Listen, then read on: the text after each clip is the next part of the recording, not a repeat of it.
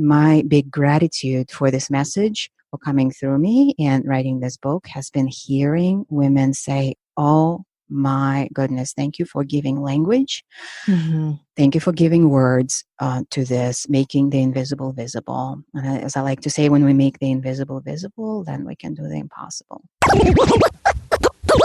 This is Your Kick-Ass Life podcast, episode number 318 with guest Dr. Valerie Rein. This is the Your Kick-Ass Life podcast with Andrea Owen, a no BS guide to self-help and badassery. Because ladies, let's face it, life's too short for it to not kick ass. And here's your host, the girl who serves it up straight with a side of crazy, Andrea Owen. Hey there, ass kickers. Welcome to another episode of the podcast. I am so glad that you are here. I hope that you are feeling fantastic today on this fine, whatever day of the week it is that you are listening to this episode. And I cannot wait to introduce you to today's guest. Here's how I met Dr. Valerie.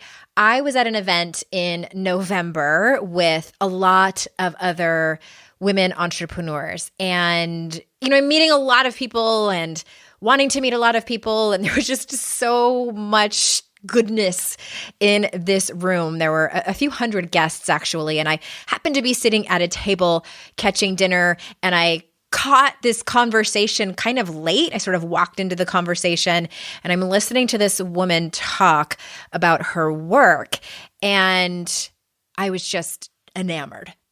I'm like, wait, what? Can you please back up and start from the beginning? Because this sounds like something I am really interested in.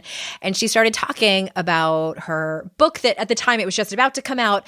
And I interrupted her and I was like, I need to have you on my podcast. I need you to talk about this more to me and my audience. So that's how I met Dr. Valerie. Her work is so interesting. And I love that it is backed by science, because you know how much I love science, and it's so fantastic to have an expert on here talking about research and all of these things. All right, before I jump in and tell you a little bit about her, I wanted to make sure that you knew that my signature program, my signature group program, I should say, is coming up for applications soon. It's going to open for registration. And if you want to be the first to be notified of this, if maybe working with me privately is just out of sights for you right now, this is the next way to be able to do that. It's the Mentorship Masterclass, where the curriculum is based on my training in the Daring Way, the methodology from Dr. Brené Brown. Speaking of science, the methodology of Dr. Brené Brown, whom we all know and love, as well as my training from the Coaches Training Institute. And it's fantastic, if I do say so myself. I think this will be the 5th time that we've run it. So head on over to yourkickasslife.com/mentorship. You can read all about the curriculum. There's no surprises there. And sign up to be the very first to know, to be able to fill out an application coming in February. So again, yourkickasslife.com/mentorship. All right. So let me tell you a little bit about our guest. Oh my gosh. I cannot wait for you to have a listen to this conversation, because you will hear me have a few moments. Just wait for it. But before we jump into that, Dr. Valerie Rein has discovered patriarchy stress disorder and created the only science-backed system for helping women achieve their ultimate success, happiness, and fulfillment by healing the collective inherited trauma of oppression. She holds a degree in psychological counseling from Columbia University and a PhD in psychology from the Institute of Transpersonal Psychology. Her best-selling book, Patriarchy Stress Disorder, The Invisible Inner Barrier to Women's Happiness and Fulfillment, is available now. So without further ado, here is Dr. Valerie. Dr. Valerie, thank you so much for being here. It's such a joy, Andrea. Thank you for having me. I was telling people in the introduction how we met, how our paths crossed, and I knew immediately, I just blurted out across the table, I need to have you on my show, because I was so riveted by this topic. And I think as humans, we kind of love labels for things. So we can put our finger on it and say, that is the thing that is causing me stress or making me happy or whatever it is. So I want to start in the very beginning. Obviously, I read your bio and people know, the book is called Patriarchy Stress Disorder, the Invisible Inner Barrier to Women's Happiness and Fulfillment. So start and tell us, please, how did you discover what you now call PSD? I discovered it through my own long search. I say sometimes that I've been writing this book ever since I was a little girl and a teenager and a young woman and a middle-aged woman. And I just didn't know it. My search has been always for what's wrong with me, really. Yeah. What is wrong with me? Why are things not connecting, not making sense? Why am I holding back when I want to be speaking up? Why do I have anxiety? Why do I have depression? As a teenager in my late teens and in my early 20s, I suffered from 2 episodes of major depression, and that was scary, and I was suicidal, and that search led me to studying psychology. And now I have 2 graduate degrees in psychology, which lets you know how messed up I was. Do you feel like, I'm going to stop you already for a second. Do you feel like you were trying to kind of find your way and kind of find out like, what is it actually that's wrong with me by going the path of psychology? Yes, absolutely. I mean, I don't know anybody who goes into psychology for a different reason. It's very noble to say, I want to help the world, but like also I want to figure out why am I so messed up, really. Yeah. And of course I was in therapy for years, and it was helpful in that it gave me insight into myself and taught me to ask deeper questions, but it didn't make any difference in how I felt in terms of anxiety and depression. So, and my search led me to, thankfully, to stumble upon yoga. That was my first introduction to the whole mind-body thing, that the mind and the body work together and we can shift the way we feel through engaging mind, body, and breath. That was a revelation because that's not taught in psych schools. And from there, my search or serendipity, or both together, intention plus opportunity, took me to follow the trail of breadcrumbs into mind-body trauma healing work. And I didn't think that I had any trauma. Because trauma is defined as a life-threatening experience traditionally. Now they have expanded the definition to include a wide range of things like childhood experiences that were painful. Yeah. And in my book, I further broadened the definition, which I'll touch upon later if you're curious, which was a big part of my healing. At the time, I was really confused as to why I was having all these symptoms, such as anxiety, depression, and I didn't understand back then that there is a trauma connection, and I didn't think I had trauma. But what I experienced in those trainings, retreats, where I experienced deep embodied trauma release, I was like, oh my God, my life changed.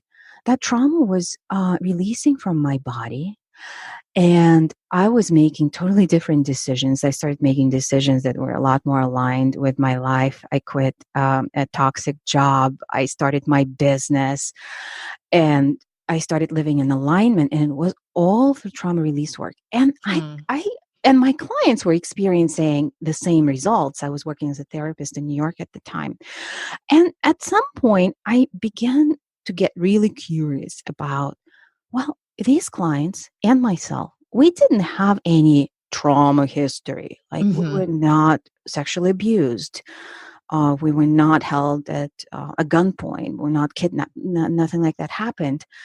But trauma release worked for us all. So I started to get really curious about what trauma could we possibly all have. Yeah, it sounds like there's some universal thing. Right? That we didn't even know about. And research was coming out at the time about intergenerational transmission of trauma.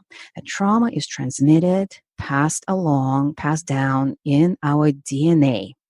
And the studies were really, really fascinating and really clear that even when they did studies on mice who don't even have storytelling like humans do, several generations deep, they had the same traumatic reaction. The mice were traumatized while being introduced to the smell of cherry blossoms. And then their children and grandchildren also freaked out when they smelled cherry blossoms. They had a strong fear and anxiety reaction. And the dots connected for me. Oh, that is what it is. Women have been oppressed for thousands of years. Yeah. Oppression is traumatic. And the trauma is deep in our DNA, passed down generation to generation to generation. And I termed it Patriarchy Stress Disorder, or PSD, which is women having this reaction to the smell of cherry blossoms. What is the smell of cherry blossoms for us? Everything we desire that has historically been surrounded by prohibition and danger, such as being powerful, making a lot of money, loving who we love, being really deep and intimate, loving ourselves. Shit. Right. Like that. Being sexually expressive. Absolutely. Yeah. Or just being expressive in general, not even sexually. Exactly. And then we're reading all these self-help books. We're going to seminars. I'm raising my hand. I've been doing it for years. Sure, me too. and then still something is missing. And of course we think, oh, something's so wrong with me. I'm so messed up that nothing is working. And so when I discovered this piece, when it fell into place, my life changed. And I started talking to women about it. And they're like, yes, that's what I've been feeling all my life. Yeah. Not having words for it disempowers us. And so my big gratitude for this message, for coming through me and writing this book, has been hearing women say, oh my goodness, thank you for giving language. Thank you for giving words to this, making the invisible visible. And as I like to say, when we make the invisible visible, then we can do the impossible. I love that. When we make the invisible visible, that's when we make things possible. Is that what you said? Yeah. Oh man, put that on a t-shirt and sell it. At the very least, put that on a meme for Instagram, please, for us. It's coming. I love that.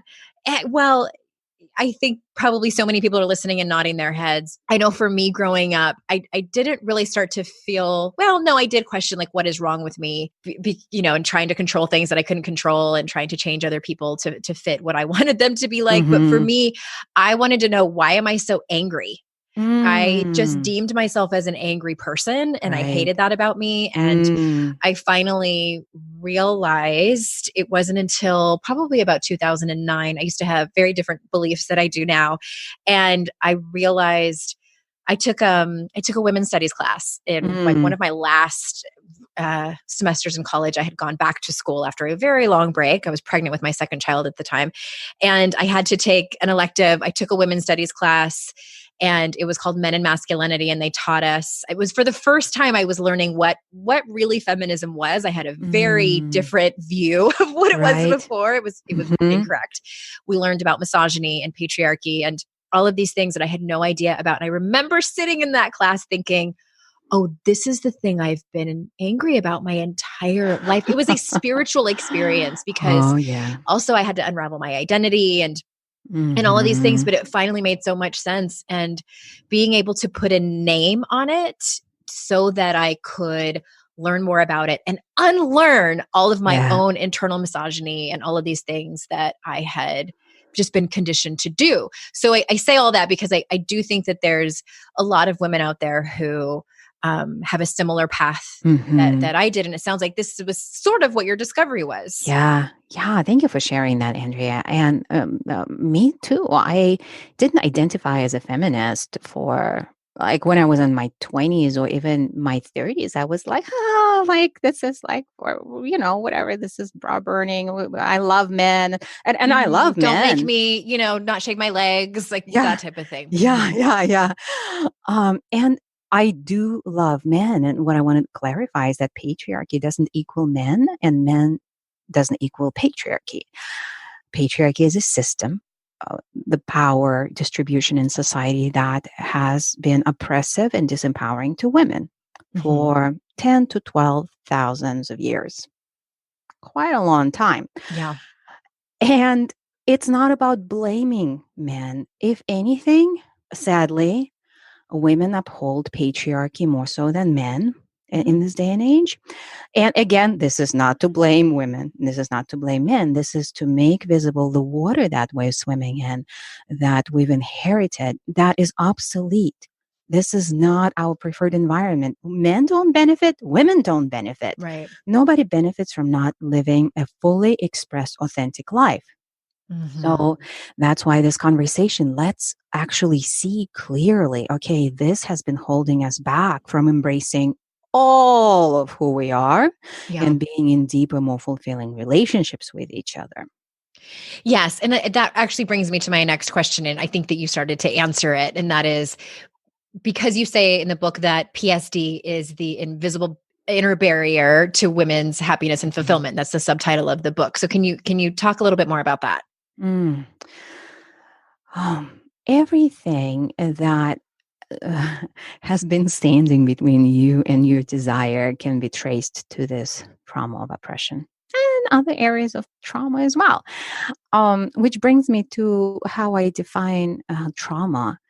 Any experience that made you feel unsafe, physically or emotionally, and created trauma adaptations to keep you safe.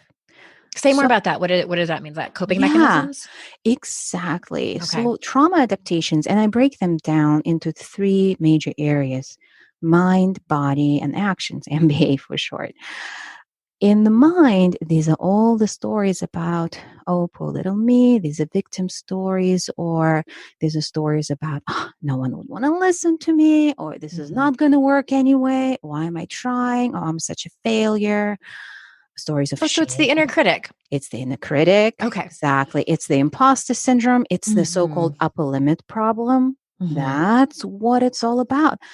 What these trauma defenses do is they try to keep us safe. In my book, I use the metaphor of the invisible inner prison for PSD, and these trauma defenses or trauma adaptations, I call them prison guards because that's what they are.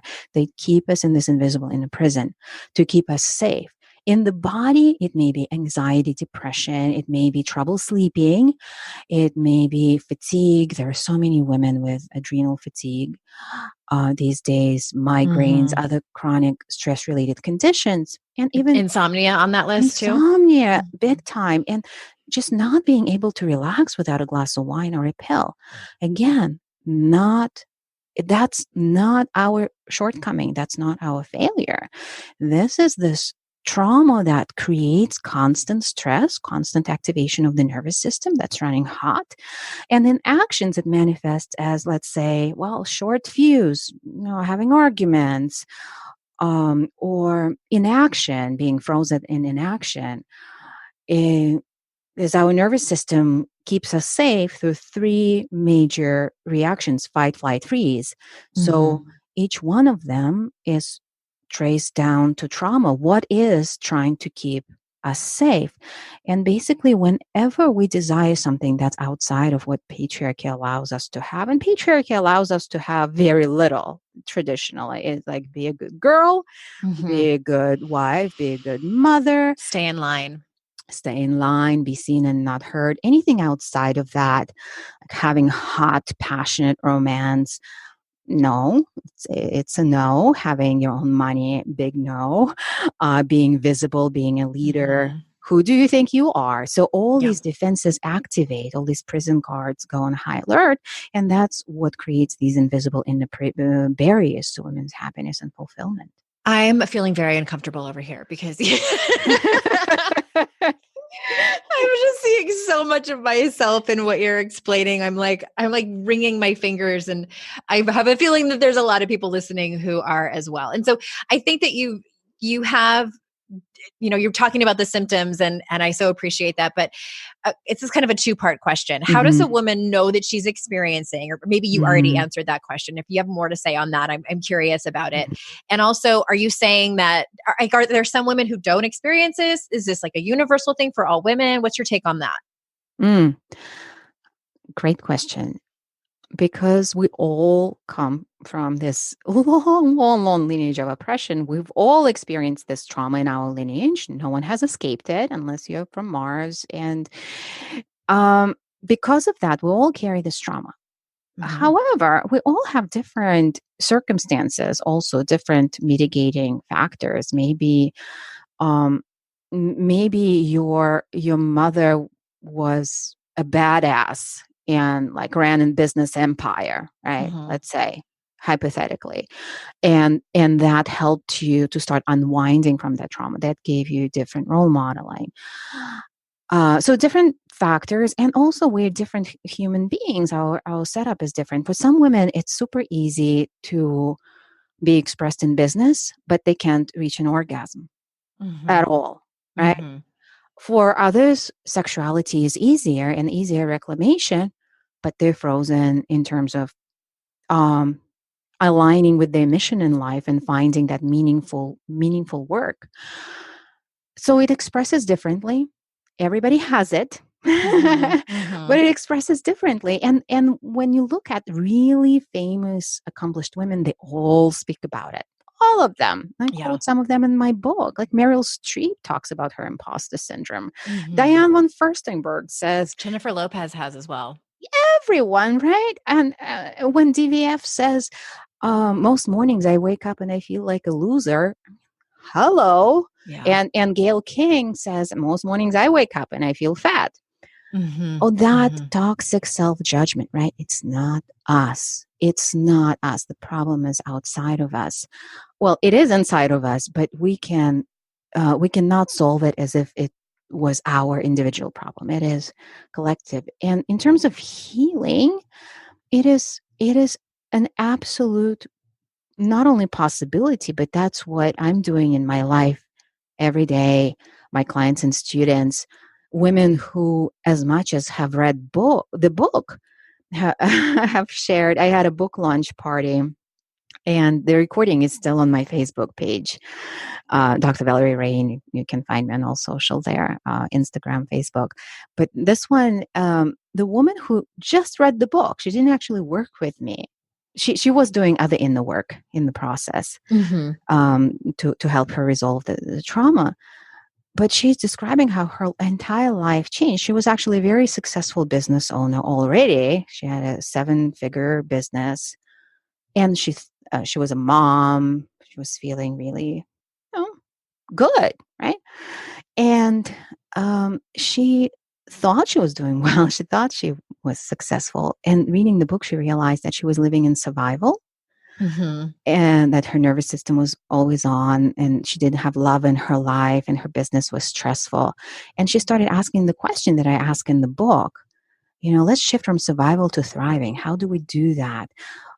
How do we shift from the game of how much can I bear, the game of survival that we've inherited, to the game of thriving, of how good can it get? Mm-hmm. And she started asking that question every day. It became her North Star. How good can it get? She started bringing it into her team meetings. And what she described in that book birthday party, that her business began flourishing, her stress level began going down, more joy, more fulfillment in her life. And she opened up to love and attracted an amazing relationship into her life that she didn't think was possible. She was a single mom for a long time. And that's from reading the book, from creating that awareness, and I outline a system, a 5-step system for healing, which you can do following the system. And I also provide some recommendations for finding a practitioner. Or of course, you can inquire how to work with us as well. There is more than one path. Mm-hmm.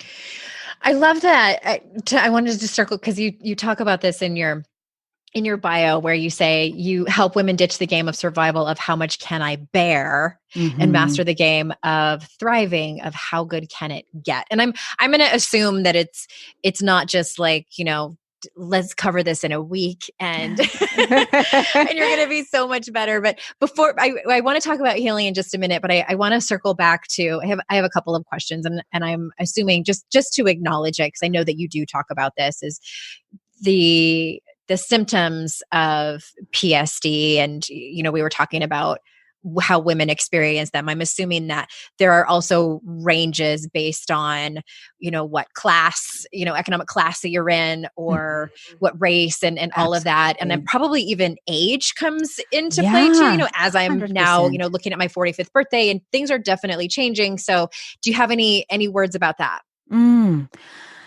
That is a great question and a continuous exploration. And I'm learning a lot from my clients as I'm sinking deeper into intersectionality of this discovery. Obviously, every woman has been has been subject to patriarchy, but also many women have been experiencing oppression based on race, based on sexual orientation, ability, age, Weight. oppression and or prejudice and or societal judgment and dismissal of us. And I feel that there is this common root of PSD, and it expresses differently. And you were asking me about symptoms. The two major branches of symptoms, and most women I know experience both, but you may relate to one or the other, are based on how our nervous system protects us. So it's either freeze or fight or flight. In fight or flight, a woman is likely to be a type A achiever, and she is already playing big. She is already doing the things that she wants to do, but it is a struggle.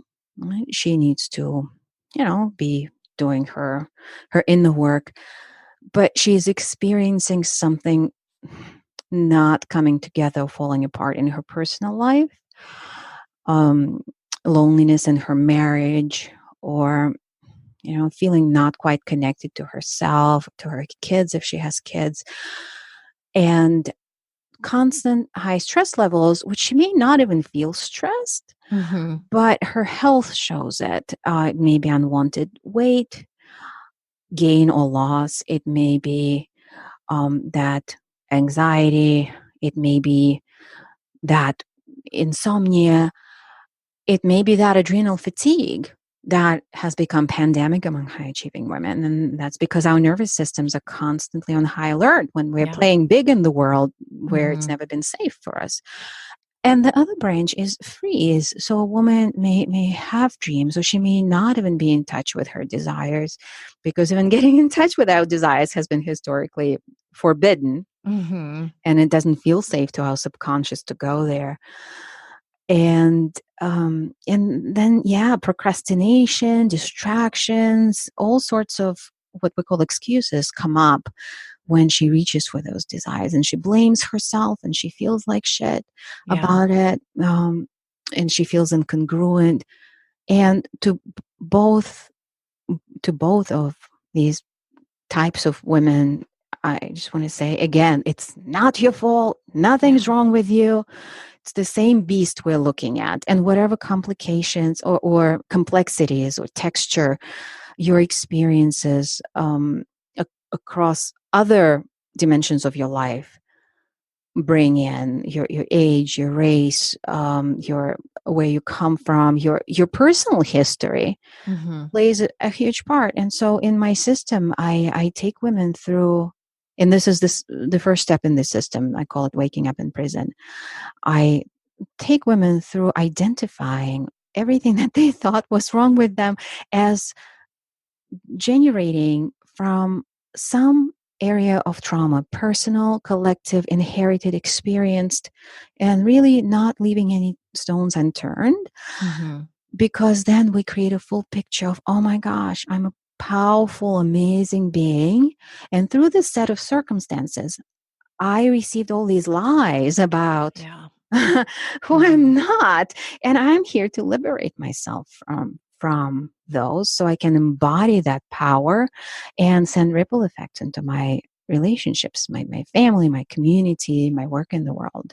I am now obsessed with you, Dr. Valerie. I say that because I'm having a moment over here, and I had a feeling that this might happen because I didn't get to talk to you a whole lot when we met late last year. But I don't think that I had time to mention this to you, but I am I just accepted an offer as we're recording this to write my third book. And Woohoo! this one, I know it's exciting. It's also terrifying for me, Patriarchy Stress Disorder, because I am taking a little bit of a new angle on self-help. My last two books have been more or less just general. My second book had a little bit of a deeper dive into shame and why we do these behaviors, et cetera, and lots of advice on how to help it. And then I started to then 2017 happened with the Me Too movement. I started to do my own work and unraveling a lot of things, a lot of healing.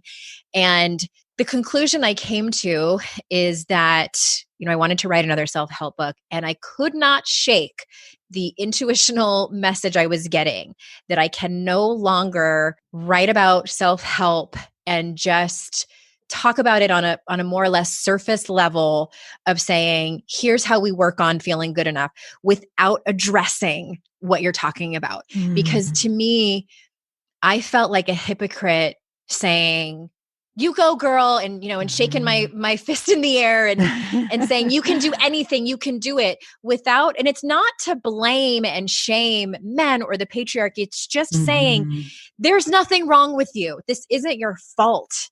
Like, there is a system that's been created that has made you feel not good enough, that has made you keep quiet when you want to speak up in meetings, that has made you feel like you don't compare well enough to all of the other women in your life, all of those things that women come to me for help with, because I have a deep desire to get to the root of the problem. Like, let's quit put fucking Band-Aids on shit that is gushing blood and figure out what the real problem is. So the last 10 years I've been doing this work. It's been my quest to find out, like, where is the root of the problem? Let's stop the bleeding there. Let's heal it there. And I kind of have come full circle in 10 years to come back to this. And I haven't totally started diving into writing this book. We're recording this the very first week of January. I'm nodding my head over here, and all of that to say, thank you for writing this book. Thank you for saying all of this, because it is validating what, and I love it when people come on who have letters after their name that have gone to all the school and everything, that just validate this, and that as women, it is not your fault. And there is a deeper issue going on that we aren't really going to get a lot of healing and solution by pointing the finger. Of course, like, we have to grieve and process and all of that, but like, let's collectively have conversations about it. Rip the covers off of it and then heal from there. So thank you for letting me jump up on my soapbox for a few minutes. I appreciate that, Andrea. Thank you. Which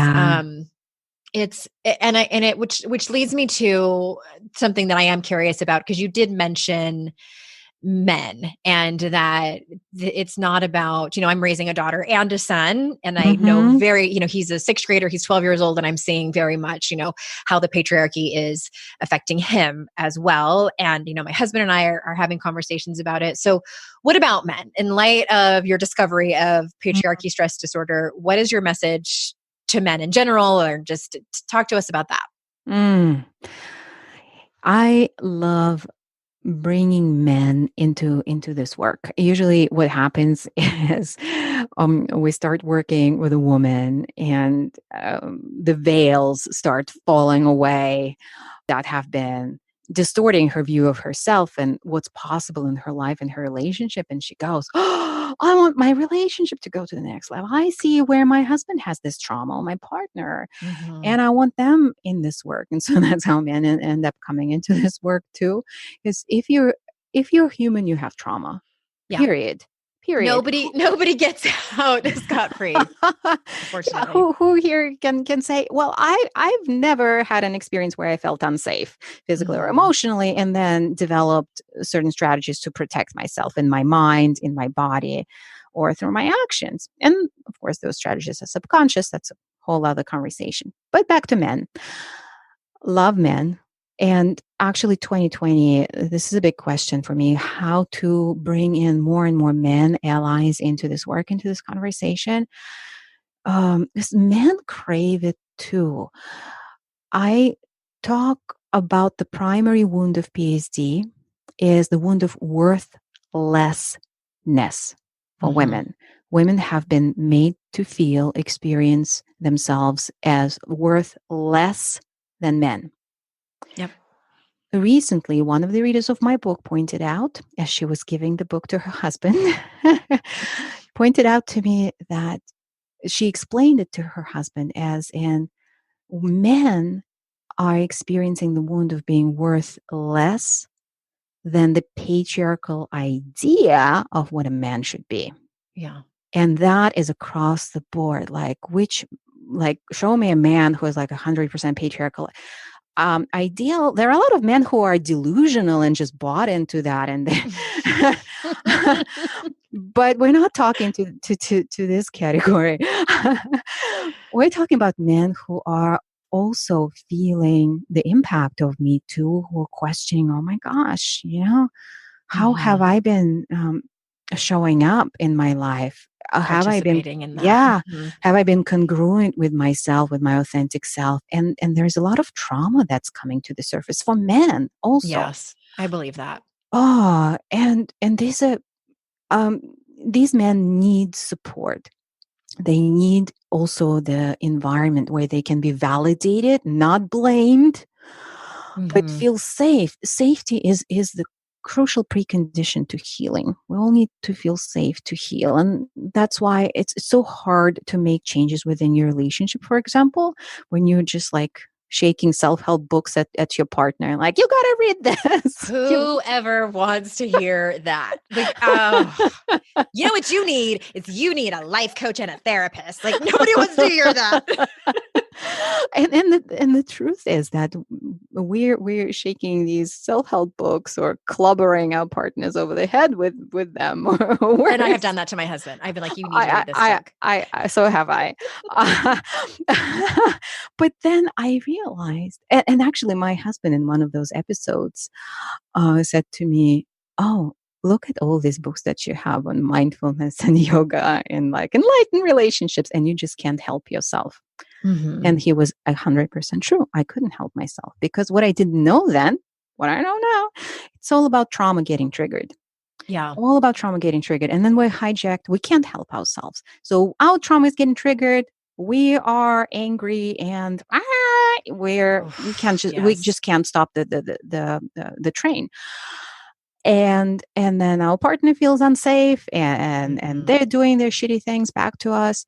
And it's just a self-perpetuating cycle. So to me, this is a great contribution to not only to peace on earth, but to just greater, happier, more fulfilled lives for everyone, men and women. Learn about your own trauma. Learn about it.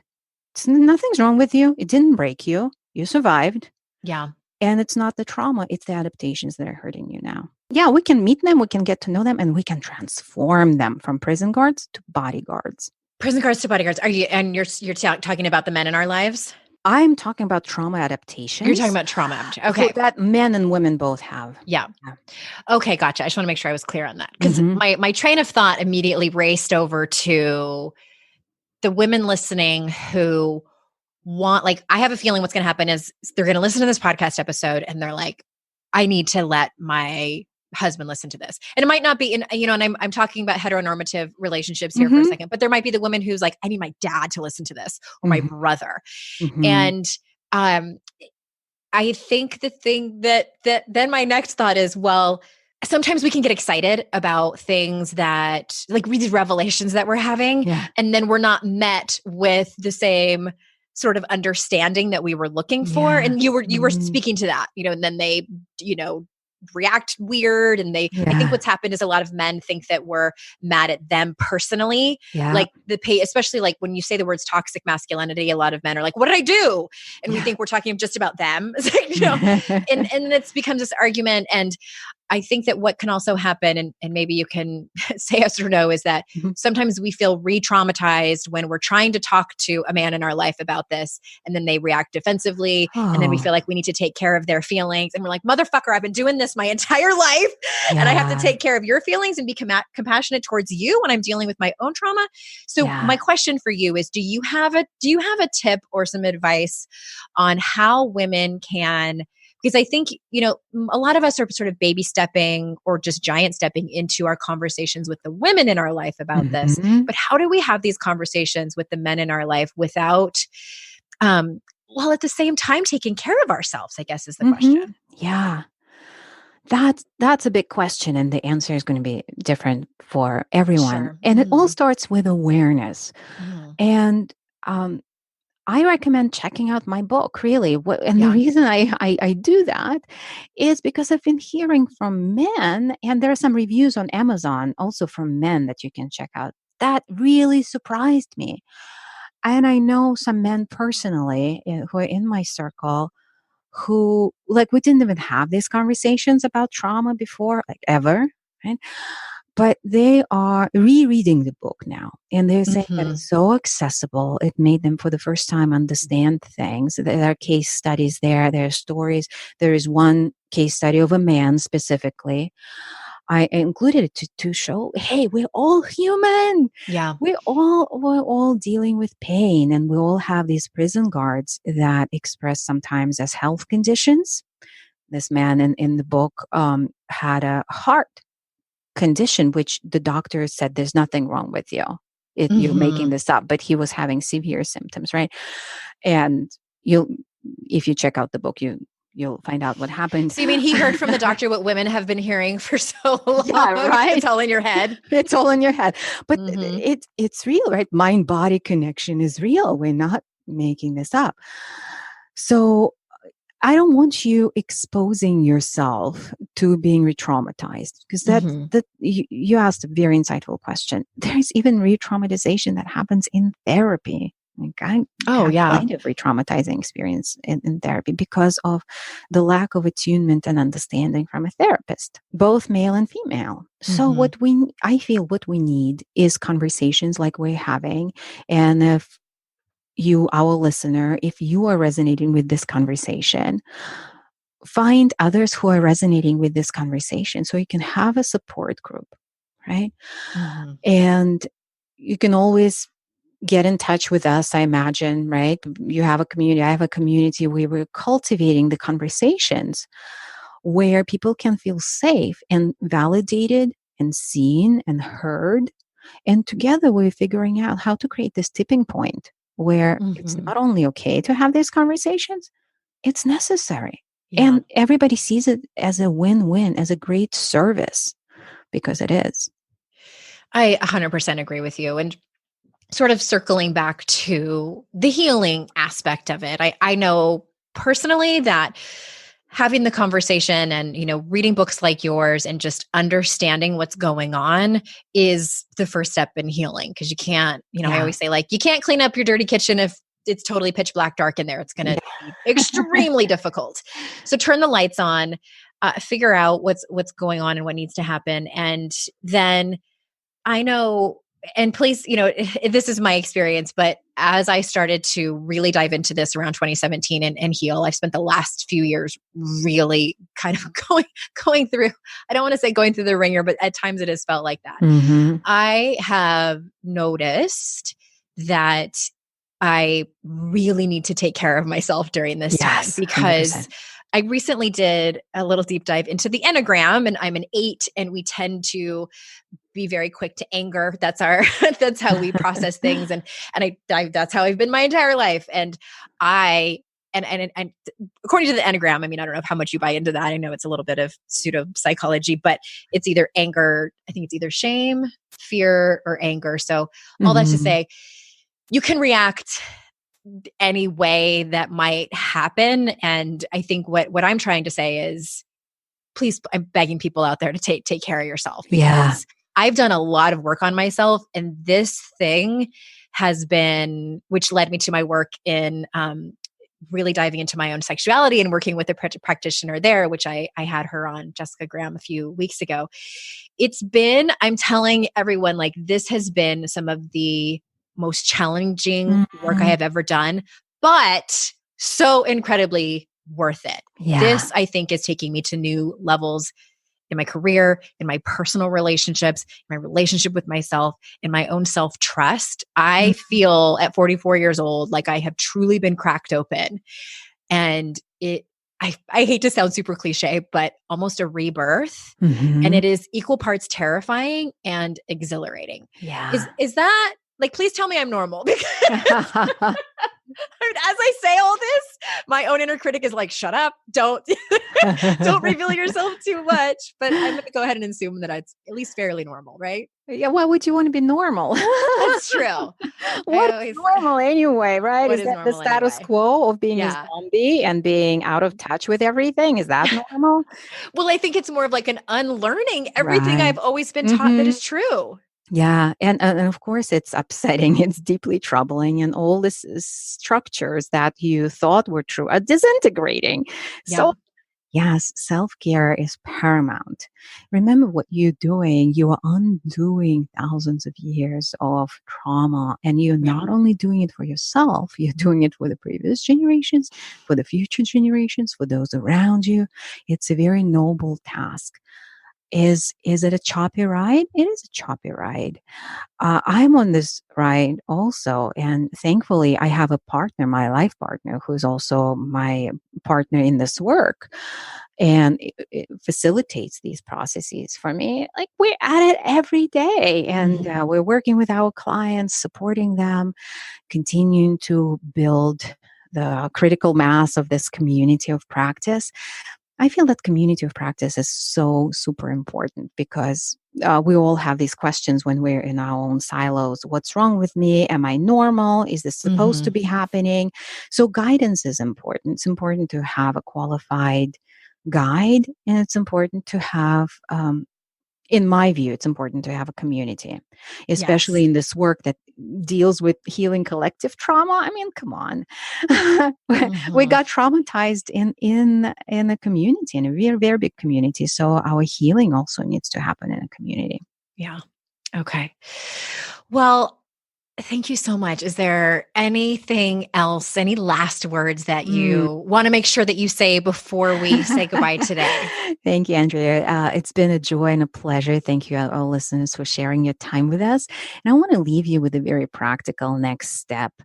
On my website, drvalerie.com, you can check out the first chapter of my book and see if you want to go further. Then it's available on Amazon. And there is also one of the first tools that I teach all my clients and students. It's right there on the website. It's an audio that you can download. I call it the Repower tool. It will help you whenever you're triggered, whenever you're not feeling fully in your body, in your power, to regain that presence.